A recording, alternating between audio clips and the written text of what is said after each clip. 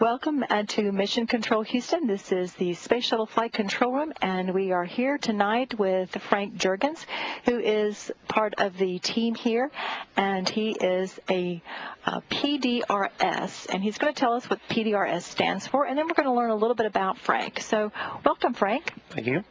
So tell me, what does PDRS stand for? What do you do? PDRS stands for Payload Deployment and Retrieval System. Essentially, we're the shuttle's robotic arm, and we're responsible for operating and maintaining the health of the robotic arm and the inspection boom.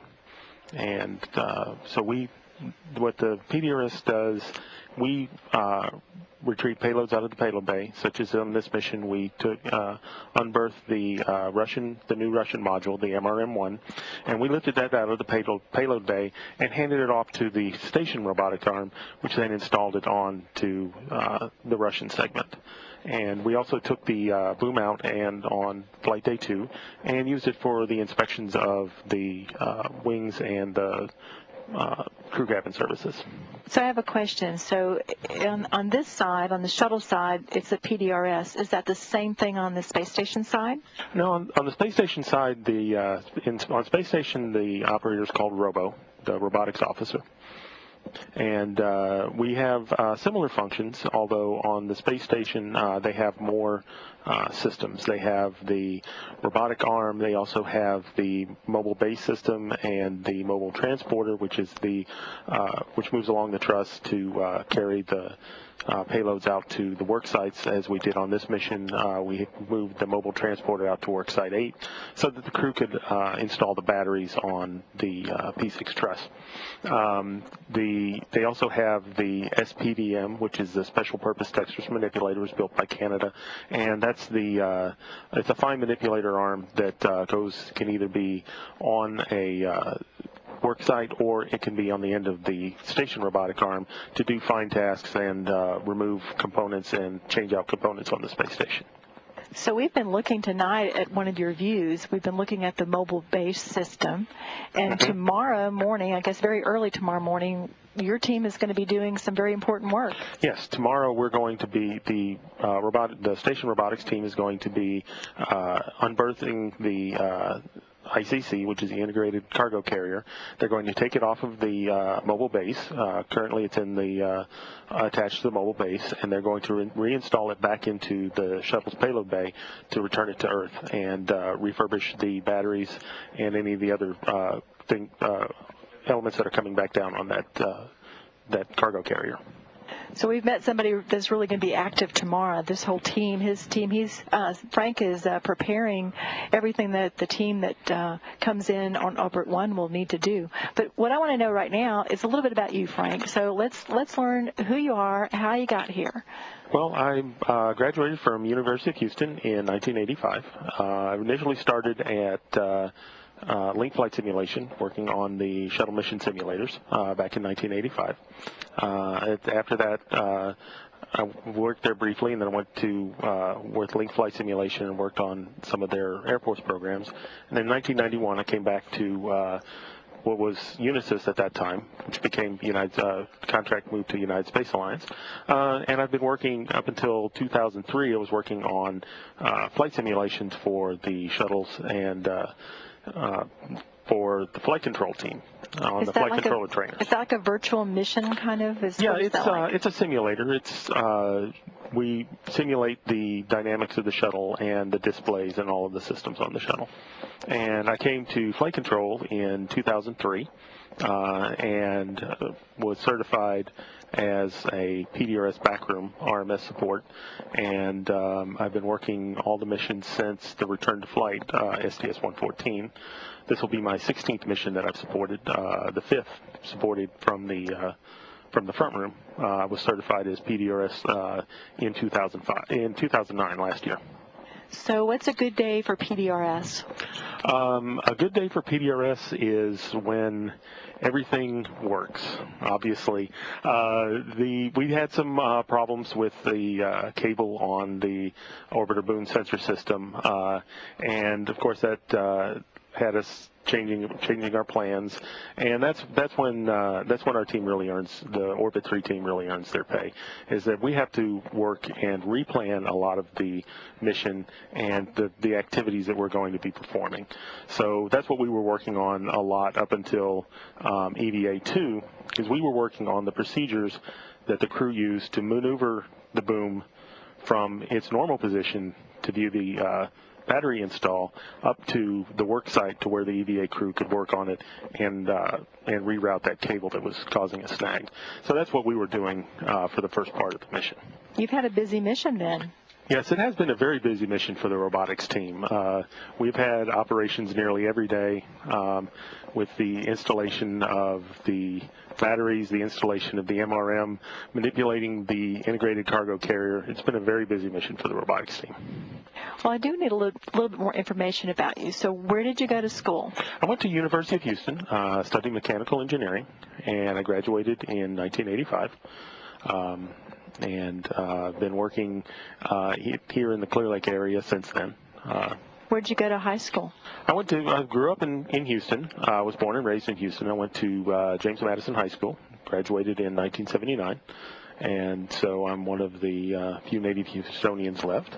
That is true. That native Houstonians are kind of rare around here. Yes. I was interested not too long ago. Somebody was telling me that the nice thing about being from Texas is that you really can never be from Texas, but you can be from Houston because everybody is not from Houston. So it's nice to meet a Houstonian.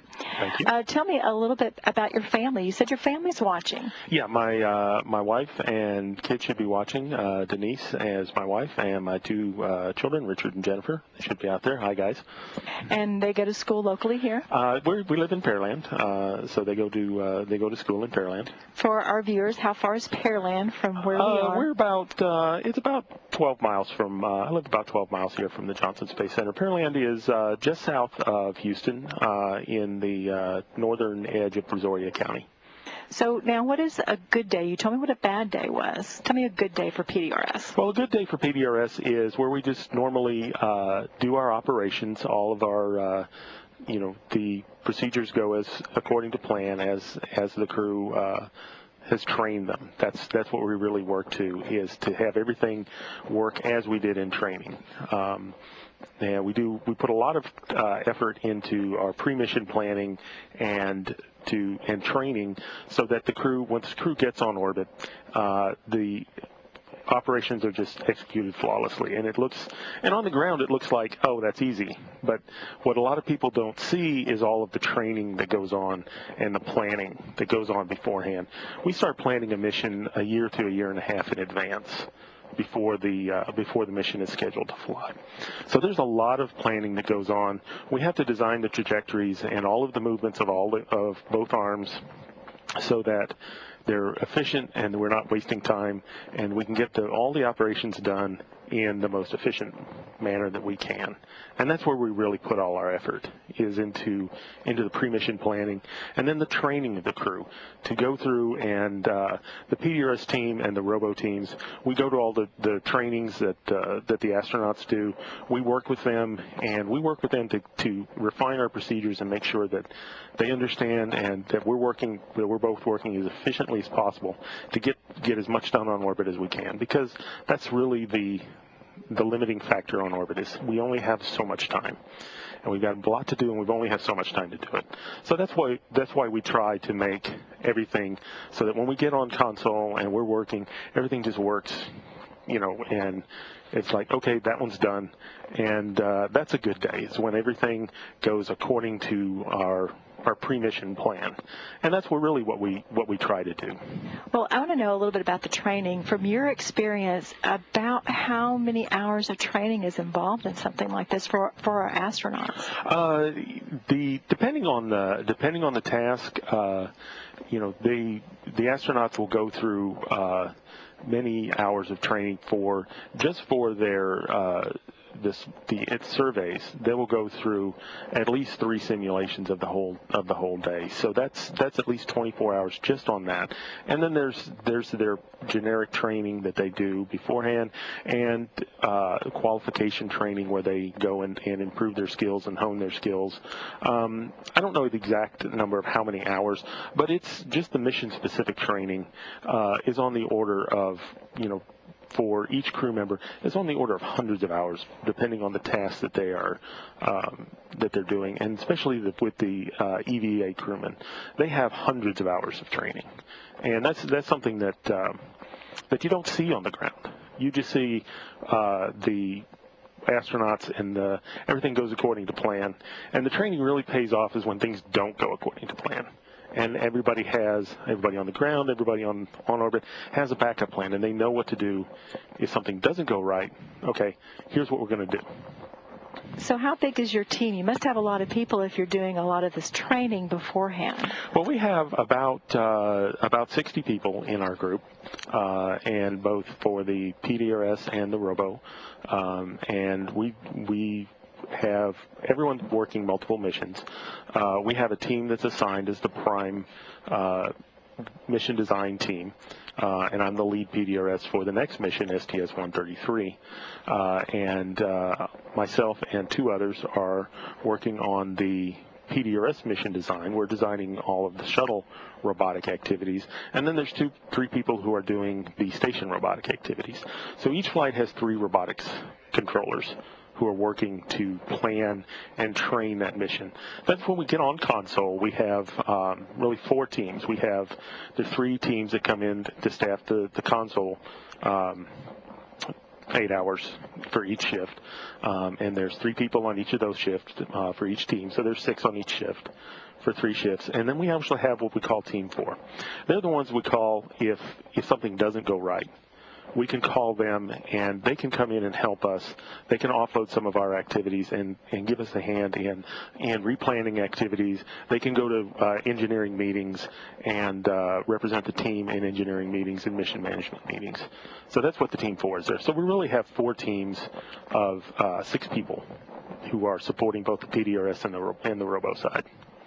So when the astronauts come back, do they tell you that they really can see a very close similarity between their training and using the virtual missions to train and their actual using the robotic arm? Yeah, they actually they're a lot of times we come back and it's actually easier once they get on orbit, because one thing that a lot of our training is done with simulators, and the visuals, they're on visual, electronic displays, and you can't really on a computer, basically. Essentially, it's a computer screen, but you can't really get a depth of field. You're not really looking at something, because a computer monitor, it's a flat image, and it's a lot of the comments we get back from the crew is that once you get on orbit and you're actually looking out a window at something that's moving, you can actually see it a lot better, and it's actually easier on orbit than it is on the ground. So the training that they have on the ground helps them, and if they can do it on the ground, it's easier on orbit, because you're actually looking out a window at the thing that you're moving, rather than looking at a computer monitor, which is really not it's a 2D representation, so you really can't get the depth and that you can when you're looking on orbit. So did you grow up always wanting to be an aerospace engineer? No, actually, I wanted to be a mechanical engineer, and that's what my degree is mechanical engineering. When I graduated from University of Houston, and I started working in simulation, and we're simulation software. The software is not really it was part of my college education was programming, but it wasn't my focus. But what I use my engineering knowledge for is to analyze the systems, how they work, how they're supposed to work, and how I would make that into a simulation program. So I didn't go to school to be in the aerospace business, but once I got into the space business, I've stayed here because I like the like the aerospace. I like the space shuttle as the program, and the space shuttle and the space station program. The space program is one of my major interests. So what's the coolest part of your job? The coolest part of the job probably is just to see your work that you put in on the ground actually come to fruition on orbit.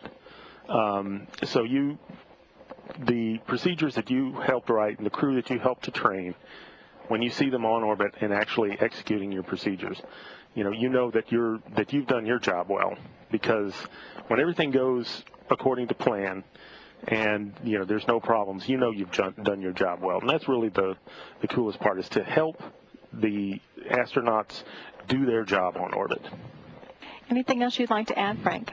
No, that's about it. So if you have any other questions. Well, thank you very much. It's a great interview, and I'll be watching the PDRS team tomorrow as they move that integrated cargo carrier back into the payload bay.